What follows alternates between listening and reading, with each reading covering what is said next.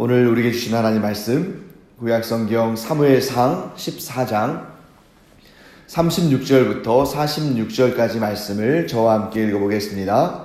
사울이 이르되 우리가 밤에 블레셋 사람들을 추격하여 동틀 때까지 그들 중에서 탈취하고 한 사람도 남기지 말자. 무리가 이르되 왕의 생각에 좋은 대로 하소서 할 때에 제사장이 이르되 이리로 와서 하나님께로 나아가사이다 하며 사울이 하나님께 묻자오되 내가 블레셋 사람들을 추격하리이까 주께서 그들을 이스라엘의 손에 넘기시겠나이까 하되 그날에 대답하지 아니하시는지라. 사울이 이르되 너희 군대의 지휘관들아 다 이리로 오라. 오늘 이 죄가 누구에게 있나 알아보자. 이스라엘을 구원하신 여호와께서 살아계심을 두고 맹세하노니 내 아들 요나단에게 있다 할지라도 반드시 죽으리라 하되 모든 백성 중 한 사람도 대답하지 아니하며 이에 그가 온 이스라엘에게 이르되 너희는 저쪽에 있으라. 나와 내 아들 요나단은 이쪽에 있으리라. 백성이 사울에게 말하되 왕의 생각에 좋은 대로 하소서 하니라. 이에 사울이 이스라엘의 하나님 여호와께 아뢰되 원하건대 실상을 보이소서 하였더니 요나단과 사울이 뽑히고 백성은 면한지라.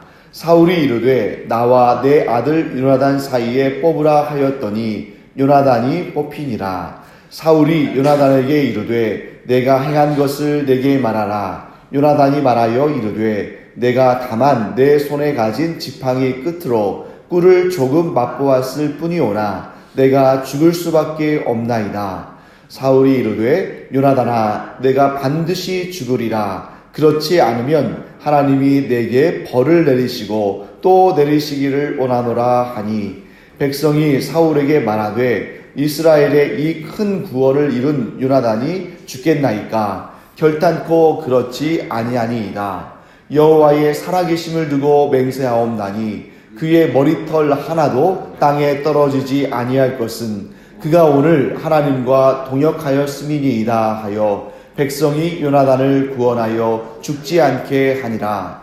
사울이 블레셋 사람들 추격하기를 그치고 올라가매 블레셋 사람들이 자기 곳으로 돌아가니라. 아멘. 사울이 이제 하나님께서 블레셋을 이스라엘의 손에 넘겨주신 것을 깨닫고 전쟁을 했습니다. 그런데 이제 사울이 이제 날이 저물기까지 금식의 맹세를 하도록 했죠. 그래서 이스라엘 백성들이 이제 피곤하고 또 심지어 소나 또 양이나 송아지를 잡아서 핏째 먹는 그러한 범죄함을 저지르게 되었습니다. 그런데 이제 사울은 거기서 멈추지 않았습니다. 이제 이스라엘 백성들이 너무 배가 고프고 피곤해서 짐승들을 잡아서 핏째 먹은 그 사실을 알고 그 일을 못하게 했죠. 그래서 큰 돌을 가져와서 거기에서만 짐승을 잡아서 먹게 하고 또 핏째는 먹지 못하도록 막았습니다. 근데 거기서 그치는 것이 아니라 지금 사울은 이제 조금 더 하는 욕심이 생기는 거죠. 그래서 저녁까지 금식의 맹세를 하게 한 것은 그 저녁 때쯤 되면 이제 전쟁을 마무리할 때라는 것을 이제 그가 알았다는 겁니다. 그런데 이제 거기서 조금 더 나가서 이제 조금만 더 하면 되겠다 하는 마음에 이제 밤이 늦을 때까지 블레셋 사람들을 추격해서 동이 틀 때까지 한 사람도 남겨두지 말자 하는 겁니다. 지금 전쟁에 어느 정도 이제 성과를 거둬서 이제 이 정도면 승리한 상황인데 이 끝까지 추격한다는 것은 도망치는 블레셋 사람들을 추격해서 그 사람들을 이제 최후의 한 사람까지 남겨두지 말자. 이제 이렇게 되는 것이죠. 여러분, 이런 결정에는 상당히 충동적인 그러한 결정일 수 있다 하는 것을 우리가 알 수 있습니다. 왜냐하면 이미 이 정도까지 했는데 거기서 더 하자는 거잖아요. 근데 그것이 지금 이러한 중대한 결정을 할 때에 하나님께서 이 일을 기뻐하시는지 기뻐하지 않으시는지를 중간중간에 좀 점검하는 과정을 거치는 것이 좋을 것 같습니다. 그래서 사울은 이미 하나님께서 이 블레셋 백성들, 블레셋 군사를 이스라엘의 손에 넘겨주셨다는 것을 어느 정도 확신했기 때문에 끝까지 이제 이 완벽하게 하고자 원하는 것이죠. 그러나 그렇게 어쩌면 충동적으로 결정할 수도 있는 상황에서 제동을 거는 사람이 있었습니다. 그는 바로 제사장 아이야였습니다. 제사장 아이야가 뭐라고 말하냐면 이 전쟁을 또 이 일을 하나님께서 원하시는지, 하나님께서 기뻐하시는지, 아니면 하나님께서 기뻐하지 않으시는지 여호와께로 나가서 한번 여쭤보자 하는 것입니다. 여러분, 이 전쟁이 물론 하나님께서 이스라엘의 승리를 얻게 하시는 그런 하나님의 능력이 펼쳐지고 있는 전쟁은 분명합니다. 그럼에도 불구하고 우리는 항상 하나님의 뜻이 어디 있는지, 어떤 경우에는 정말 이것이 분명히 하나님께서 허락하신 일이라 할지라도, 또 어떤 경우에는 이 일이 너무나 사소해 보이는 일이라 할지라도 분명히 이 일이 하나님께서 기뻐하시는 일인지, 하나님께서 또 택하신 일인지, 하나님께서 결정하신 일인지를 물어보는 그런 과정들이 꼭 필요하다 할 수 있습니다. 그래서 여러분과 제가 어떤 경우에는 좀 이런 일까지 하나님께 여쭙고 결정할 필요가 있을까? 이 정도 되는 일은 내가 충분히 결정할 수 있고, 그리고 또 하나님은 이 일을 분명히 기뻐하실 거야 라고 생각하고 지나가는 경우가 있는데, 우리 그러지 아니하고 항상 아무리 작은 일이라 할지라도, 아무리 주님께서 기뻐하실 것이라고 생각된다 할지라도 하나님 앞에 기도함으로 하나님의 뜻을 여쭙고 하나님의 인도하심을 받는 여러분과 제가 되기를 간절히 축원합니다. 대표적인 예가 우리가 지난번에도 얘기했습니다만 이 아이성 전투 아니겠습니까? 여호수아와 이스라엘 백성들이 이 여리고성에서 놀라운 하나님의 기적을 체험한 다음에 그 큰 성 여리고를 우리에게 넘겨주셨을 때에는 이 작은 성 아이성 정도는 당연히 우리가 승리하게 하실 것이라는 그런 마음을 가졌죠. 그래서 어떻게 했습니까? 하나님께 여쭙지 않고 그 전쟁에 나갔습니다.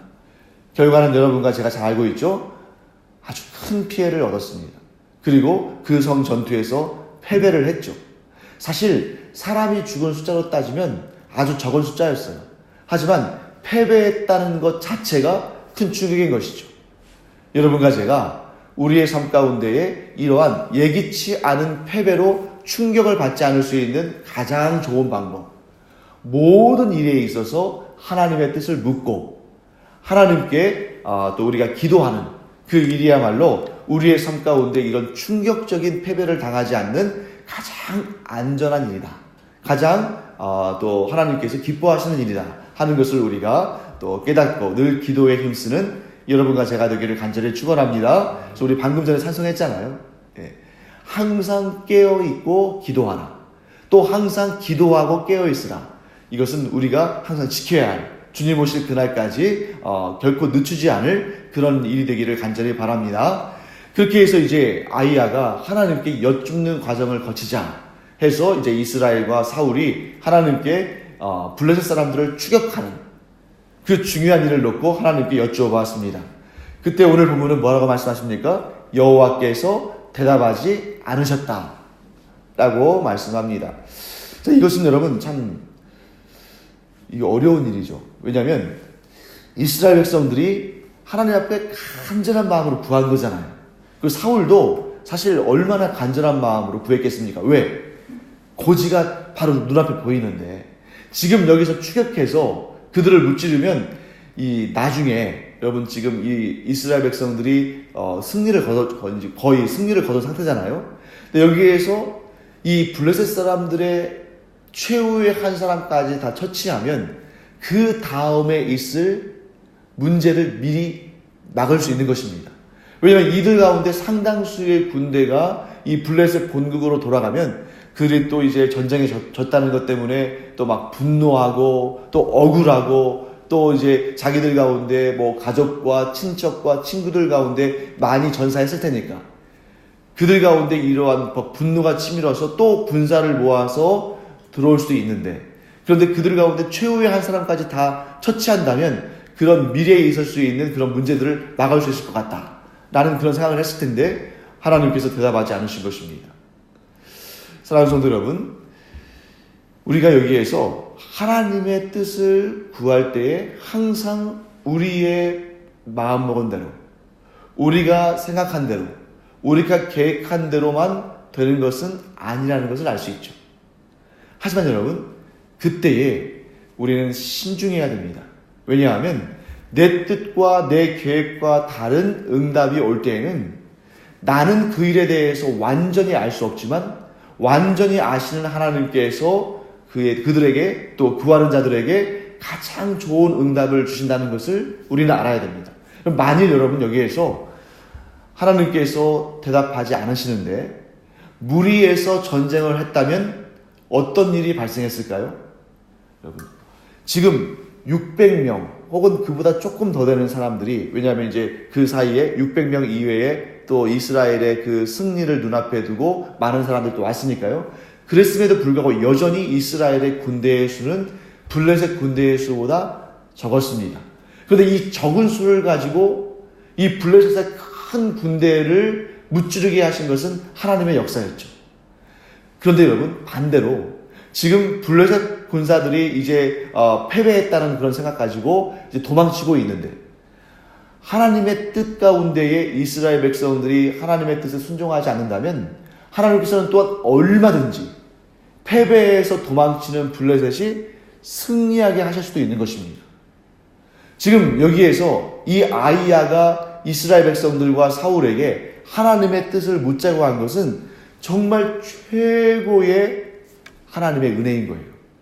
만일 이 자리에서 하나님께 여쭙지 않고, 그래서 분명히 하나님께서 우리에게 승리하게 하신다, 나는 그러한 자기들만의 생각을 가지고 블레셋 사람들을 뒤쫓았다면 도리어 블레셋 사람들이 뒤를 돌아서 이스라엘 백성들을 쳤을 때 이스라엘이 엄청난 패배를 당할 수도 있는 것이었습니다.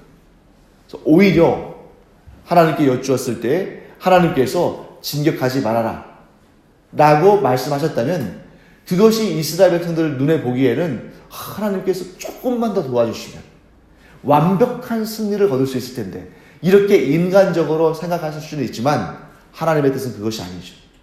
이들이 하나님께 여쭈어 본 것이 너무나 감사한 일입니다. 하나님은 이스라엘이 역전당하지 않도록 보호하시고 지켜주신 것이죠. 그 정도면 성공한 것이다 하고 하나님께서 말씀하신 것입니다.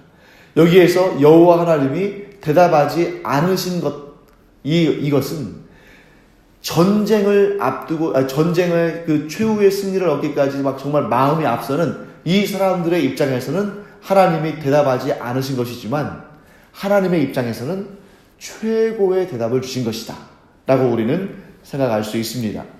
자, 그런데 여러분, 여기에서 이 사울의 모습을 한번 잘 보세요. 사울이 지금 하나님께서 응답하지 않으신 것을 두고 어떤 마음을 가졌냐면 누군가 이 일에 대해서 책임을 져야 한다고 생각했습니다. 자, 하나님께서 응답하지 않으신 것도 사실은, 그러니까 이 응답하지 않았다는 것은 아무 말도 안 하셨다라고 볼 수도 있지만 전쟁을 더 이상 하지 말라라는 뜻으로 우리가 볼 수 있는 거죠. 이 응답이 사울 보기에는 좋지 않은 거예요. 왜? 사울은 지금 어떻게 하기를 바랍니까? 어떻게 해서든지 간에 블레셋 사람들을 한 명이라도 더 죽여가지고 이제 그 차후에 있을 그런 어떤 문제를 막고자 하는 것인데, 하나님께서 나가지 말라, 추격하지 말라, 진격하지 말라 이렇게 말씀하실 때 그게 마음에 들지 않는 거잖아요. 그러니까 분명히 이 문제는 우리 안에 누군가 책임을 져야 할 사람이 있다 라고 말하고 그 사람을 지금 찾으려고 하는 거예요. 여기까지 안 갔어도 될 것 같습니다. 왜냐하면 하나님께서 응답하지 않으셨다는 것은 거기에서 이 정도에서 멈춰라 이런 것일 수 있잖아요. 그리고 또 우리가 그렇게 확인할 수 있는 근거 중에 하나는 뭐냐면, 자, 지금 누구에게 잘못이 있느냐라고 이렇게 지금 사울이 뽑으라고 했을 때 이스라엘 백성들과 또 이스라엘 백성들이 한쪽, 또 사울과 요나단이 한쪽 이렇게 되잖아요. 근데 아마도 제 생각에는 사울의 머릿속에는, 이제 이것은 제 추측이기 때문에 그렇지 않을 수도 있습니다. 근데 제가 추측하기로는 이스라엘 백성들 한쪽, 사울과 요나단 한쪽 이렇게 딱 가른 것은, 그렇게 가를 때에 사울의 마음속에는 이 맹세를 범한 죄가 누구에게? 이스라엘 백성들에게 있을 거라고 생각했을 가능성이 있습니다. 사울은 자기는 의롭고 또 자기의 아들인 요나단도 자기와 함께 의로울 거라고 생각하고 이스라엘 백성들에게 문제가 있을 거라고 생각했을 거예요. 왜냐하면 1차적으로 숫자가 어디가 많습니까? 이스라엘 백성들이 많잖아요. 그것은 확률적으로 하나님께 드린 맹세를 범했을 가능성이 어느 쪽이 많습니까? 이스라엘 백성들이 많겠죠. 그리고 자기의 아들인 요나단이 얼마나 확실한 사람인지를 그 아들을 키운 사울이 알겠죠. 또한 사울 자신은 그 맹세를 범했습니까? 범하지 않았습니까? 범하지 않았죠. 사울은 금식했어요. 그런데 요나단이 금식을 했는지 안 했는지는 사울이 알지 못합니다. 그럼에도 불구하고 요나단이 자기의 맹세를 지켰을 거라고 어느 정도로 확신했을 거예요. 반면에 이스라엘 백성들은 어떻게 했습니까? 짐승들을 잡아서 먹었잖아요. 그것도 어떻게? 핏째 먹어서 여호와 하나님의 율법을 범했습니다. 그러니까 지금 사울이 이렇게 이스라엘 백성들과 사울과 요나단 이렇게 둘로 나눌 때는 어느 정도 자신감이 있었던 거죠. 그런데 놀라운 일이 발생합니다. 지금 문제가 어느 쪽에 있는 거예요? 이스라엘 백성들은 면했다고 되어 있습니다. 오늘 본문의 말씀에 하나님께서 이스라엘 백성들이 죄를 저질렀다고 그들이 뽑히게 하지 않으신 거예요. 놀라운 일 아닙니까? 여러분, 지금 이스라엘 백성들이 이전에 금식의 맹세를 범했고 또 그나마도 거기까지만도 죄인데 여호와 하나님의 계명을 어기고 율법을 어기고 핏째 먹는 범죄를 저질렀어요. 그러면 100% 누가 뽑히는 겁니까? 이스라엘 백성들이 뽑히는 게 당연한 거예요. 그런데 이스라엘 백성들이 뽑히지 않은 거죠. 놀라운 일입니다. 그 얘기는 뭘 의미하냐면 하나님께서 사울이 명령했던 그 맹세 자체를 기뻐하지 않으셨다는 거예요.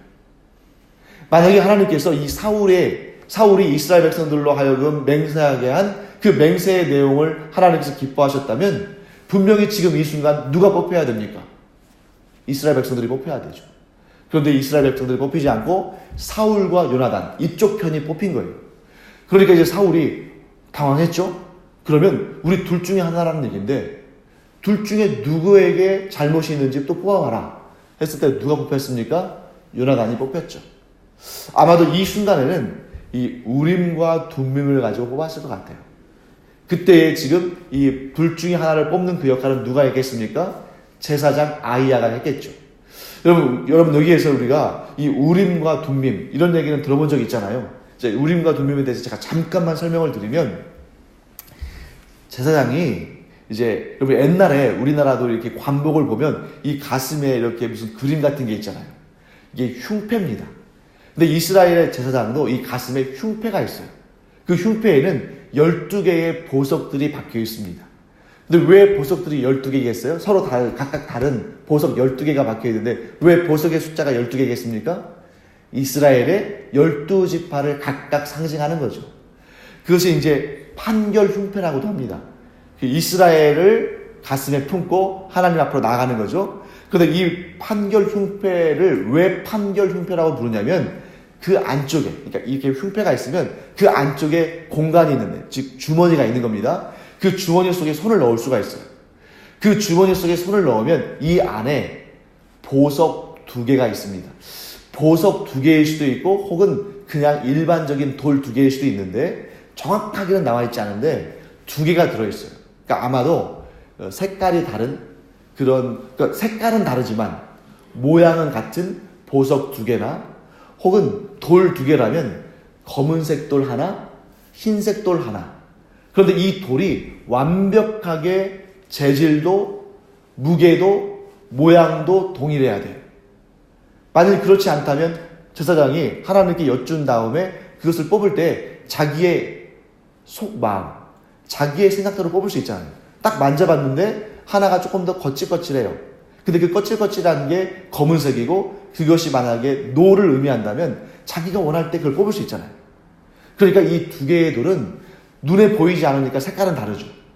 그래야 이게 하나님께서 예스라고 대답하시는지 노라고 대답하시는지 알 수 있으니까. 색깔은 다르지만 그 재질도 무게도 똑같아야 됩니다. 그래야 무엇이 뭔지 모르니까 그 중에 하나를 뽑았을 때 예를 들어서 짙은 색이 no라면 밝은 색은 yes. 이런 것이죠. 그래서 이제 그때 이제 정하는 겁니다. 자, 밝은 색은 사울이고 짙은 색은 요나단이다.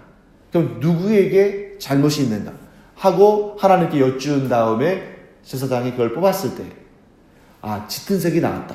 그러니 누구에게? 요나단에게 문제가 있는 것이다 라고 이제 판결하는 것입니다. 근데 이러한 우림과 둠밈은 이후로는, 그러니까 이 어느 때까지 이게 사용이 되냐면 주전 587년에 바벨론의 이 느부갓네살 왕이 이 이스라엘을 침공해가지고 예루살렘 성전을 무너뜨리죠. 그때부터 이제 예루살렘 성전이 없다는 것은 제사도 더 이상 이루어질 수가 없고, 그러니까 더 이상 제사장의 직분이 이루어지지 않는다는 걸 의미하죠. 그래서 그렇게 성전이 무너진 다음에 우림과 둠밈을 사용하지 못하는 것입니다. 물론 나중에 이제 후대에 이 수르바벨 때 와가지고 이 성전이 재건되죠. 그럼에도 불구하고 그때 이후로는 우림과 둠밈을 사용하기보다는 하나님의 선지자들을 통해서 하나님의 뜻을 묻는 쪽으로 나갔다는 것이 어떤 학계에 그런 의견들이 있어요. 왜냐하면 우림과 둠밈에 대해서 이게 만약에 후대까지 계속됐다면 그 우림과 둠밈의 모양이랄지 재질이랄지 이런 거에 대해서 많이 알려졌을 텐데 우림과 둠밈에 대한 정보가 많지가 않습니다. 그래서 이렇게 좀 추측하는 것이죠. 자, 어쨌든 이렇게 하나님 앞에 판결하고 뽑았을 때 누가 뽑혔어요? 요나단이 뽑혔습니다. 근데 여러분, 여기에서 하나님께서는 이 사울이 잘못된 맹세를 냈을 때에 그 맹세에 대해서 기뻐하지 않으신 거예요. 그러나 여기에서 지금 우리가 맹세에 대해서 굉장히 중요한 부분을 알게 되는데, 사울보다 오히려 이스라엘 백성들이 하나님 앞에 더 의로웠다는 모습을 우리가 여기서 발견하게 됩니다. 여러분, 사울은 왜 잘못됐냐면 처음에 맹세를 할 때에도 하나님께서 기뻐하실 만한 맹세가 아니었어요. 그런데 이제 와서 또 39절 말씀을 보면 사울이 뭐라고 말하냐면 이스라엘을 구원하신 여호와께서 살아계심을 두고 맹세하노니 내 아들 요나단에게 있다 할지라도 반드시 죽으리다. 이렇게 말했죠. 그러니까 원래도 기뻐하지 않는, 하나님께서 기뻐하지 않으시는 맹세를 한 사람인데 또 여기 와서도 또 맹세하는 거예요. 근데 그 맹세의 내용을 잘 보세요. 처음에 전쟁할 때 금식의 맹세를 한 것도 이스라엘 백성들을 위기에 빠뜨린 겁니다. 아니, 전쟁할 때에는 잘 먹고 힘을 내서 열심히 싸우도록 해야 할 텐데 자기의 욕심이 앞서서 정말 이스라엘이 큰 승리를 거두고 자기의 이름을 내세우고자 하는 그런 사울의 욕심이 앞서가지고 이스라엘 백성들을 큰 위기로 몰아넣었어요. 그러니까 배고프고 피곤하니까 이스라엘 백성들이 짐승을 잡아서 핏째 먹는 그런 범죄를 하게 만들었잖아요. 그러니까 이 맹세라는 것이 사람을 살리고 그 이전에 하나님께 영광 올려드리고, 즉 하나님께 영광 올려드리고 백성들을 구원하고 사람을 살리고 이런 일에 맹세를 하는 것이 올바른데, 사울의 맹세는 오히려 이스라엘 백성들을 위기에 처하게 만들고 그들이 하나님께 범죄하게 만들고 그런 하나님께서 기뻐하시는 그런 맹세의 형식이 아니었다는 거죠. 그런데 여기 와서 누구의 잘잘못을 가리자. 사실 여러분, 전쟁은 이미 승리한 거나 다름없지 않습니까? 그러면 하나님께서 이스라엘 백성들을 구원하셨으니까 함께 기뻐하고 덕이 되고 서로 살려주고 서로 이렇게 칭찬하고 이러면 좋을 텐데, 지금 와서 누구의 잘못이냐 그것을 가르자고 말하고, 또 지금 여기에서 사울이 뭐라고 맹세합니까? 요나단에게 죄가 있다 할지라도 그는 반드시 죽으리라. 지금 사울의 맹세마다 누군가를 정죄하고 누군가를 위기에 빠뜨리고 누군가를 하나님 앞에 범죄하게 하고 누군가를 죽게 하고 전부 그런 내용이잖아요. 반면에 이스라엘 백성들이 딱 한 번, 사울은 지금 여러 번 반복적으로 지금 잘못된 맹세를 하고 있지만 이스라엘 백성들이 딱 한 번 맹세합니다. 지금 이렇게 사울이 요나단이라 할지라도 그가 반드시 죽으리라라고 맹세할 때 지금 뭐라고 되어 있어요? 그 뒤에 보면 이스라엘 백성들이 한 사람도 대답하지 않았다라고 되어 있습니다. 여러분, 요나단이 꿀을 찍어 먹어서 사울이 맹세케한 그 내용을 범했다는 것을 이스라엘 백성들이 알까요, 모를까요? 알고 있어요. 알고 있는데 이 요나단이 참으로 하나님의 사람이고 그가 얼마나 하나님께 존귀하게 또 쓰임받았는지를 알고 그를 사랑했기 때문에 이 요나단의 생명을 지켜주기 위해서 사울이 이렇게 무섭게 말할 때에도 한마디도 안 한 겁니다. 몰라서 말을 못한 것이 아니라 일부러 말을 하지 않았어요. 왜? 요나단을, 하나님의 의로운 사람인 요나단을 살려주려고. 그리고 나서 그들은 뭐라고 말합니까? 아주 또 중요한 중요한 내용이 여기 등장하죠. 45절 말씀 한번 보겠습니다. 우리 45절을 한번 같이 읽어보겠습니다.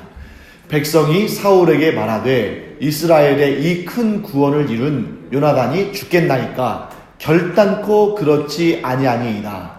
여호와의 살아계심을 두고 맹세하옵나니 그의 머리털 하나도 땅에 떨어지지 아니할 것은 그가 오늘 하나님과 동역하였음이니이다 하여 백성이 요나단을 구원하여 죽지 않게 하니라. 아멘. 하나님 앞에 사울의 맹세와 이 이스라엘 백성들의 맹세가 지금 충돌하고 있습니다. 이 두 맹세가 완전히 반대죠. 사울은 지금 뭐라고 맹세합니까? 죄가 요나단에게 있다면 요나단이라 할지라도 반드시 죽으리라. 지금 이스라엘 백성들은 뭐라고 맹세합니까? 그 머리털 하나도 땅에 떨어지지 아니할 것입니다. 요나단이 결코 죽지 아니할 것입니다. 라고 맹세하죠. 이 두 개의 완전히 다른 맹세. 사울 왕의 맹세와 이스라엘 백성들의 맹세가 하나님 앞에 드려졌습니다. 하나님께서 어떤 맹세를 택하셨습니까? 이스라엘 백성들의 맹세를 택하셨죠. 그래서 요나단이 죽지 않게 된 것입니다. 여러분, 백성들이 이렇게 맹세한 것은 그냥 요나단을 살려주려고 대충 맹세한 게 아니에요. 맹세는 반드시 맹세를 지키지 못할 때에 저주와 책망이 있는 것입니다. 그래서 여러분, 만일 이 백성들의 맹세가 받아들여지지 않는 경우에 그들은 어떤 경우에라도 생명을 잃을 각오를 해야 되는 거죠. 자, 사울이 백성들의 맹세를 받아주지 않았다면 백성들은 사울의 칼날에 죽을 것입니다. 또한 이 백성들의 맹세를 하나님께서 받아주지 않으신다면 그들은 하나님의 저주를 받고 다 죽을 것입니다. 어떤 방식이든 이 맹세가 받아들여지지 않으면 이스라엘 백성들은 자기들이 죽을 수밖에 없는, 즉 자기들의 생명을 내걸고 맹세한 것이죠. 그러나 하나님께서 이스라엘 백성들의 맹세를 받아주신 거예요. 사랑하는 성도 여러분, 예수님께서 말씀하셨죠?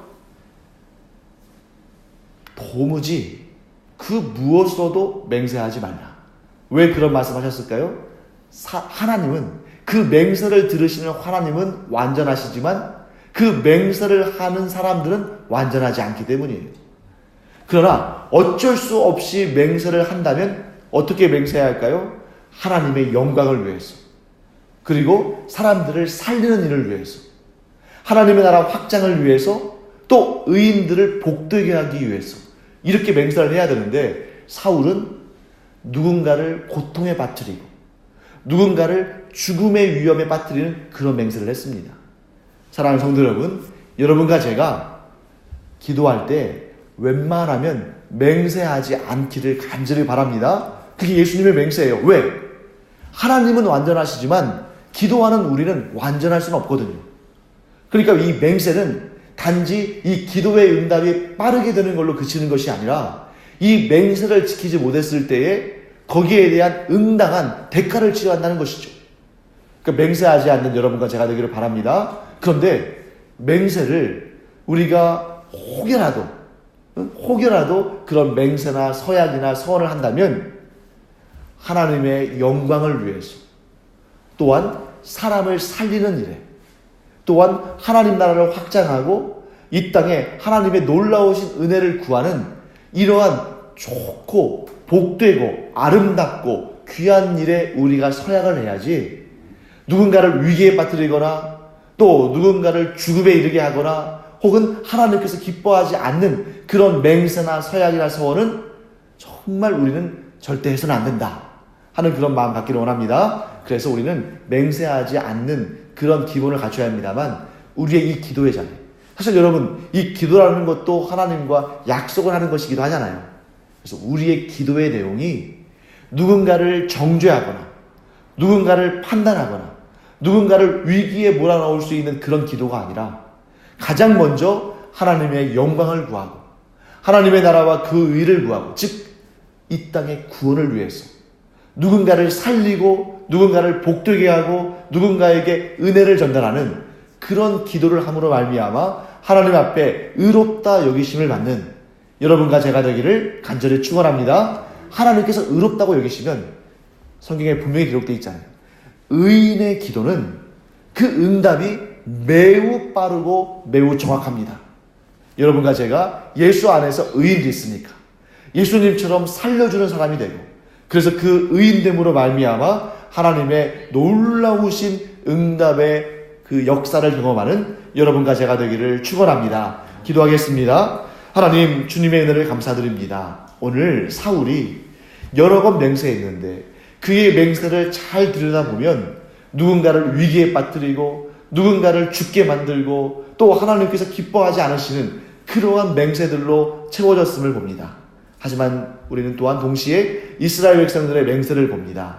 하나님, 의인을 살리려고 하고 생명을 보호하려고 하는 그들의 맹세로 인해서 요나단도 살고 이스라엘도 살게 된 것을 봅니다.